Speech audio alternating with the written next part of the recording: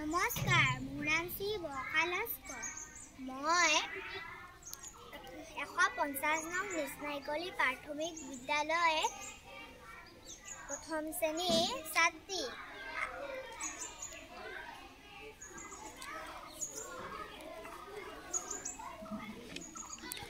আজি মই এটা সাধু ক'বলৈ ওলাইছোঁ।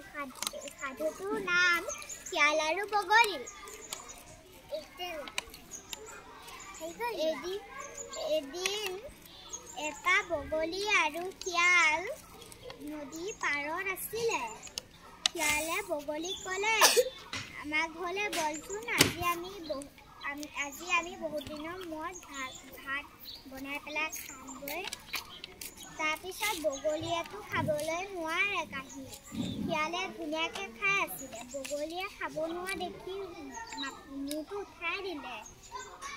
এদিন আকৌ শিয়ালকো বগলীয়ে মাতিছিলে। বগলীয়ে চুঙা কাটি থৈছিলে। চুঙাটোত শিয়ালেতো খাবলৈ নোৱাৰে। বগলীয়ে ধুনীয়াকৈ খাই আছিলে। তাৰপিছত শিয়ালৰ বহুত লোভ লাগিছিলে।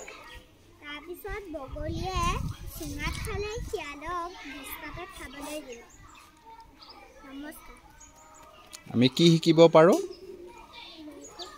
আমি এয়াই বুজিলোঁ যে আমি লোকক কেতিয়াও অপমান কৰিব নালাগে।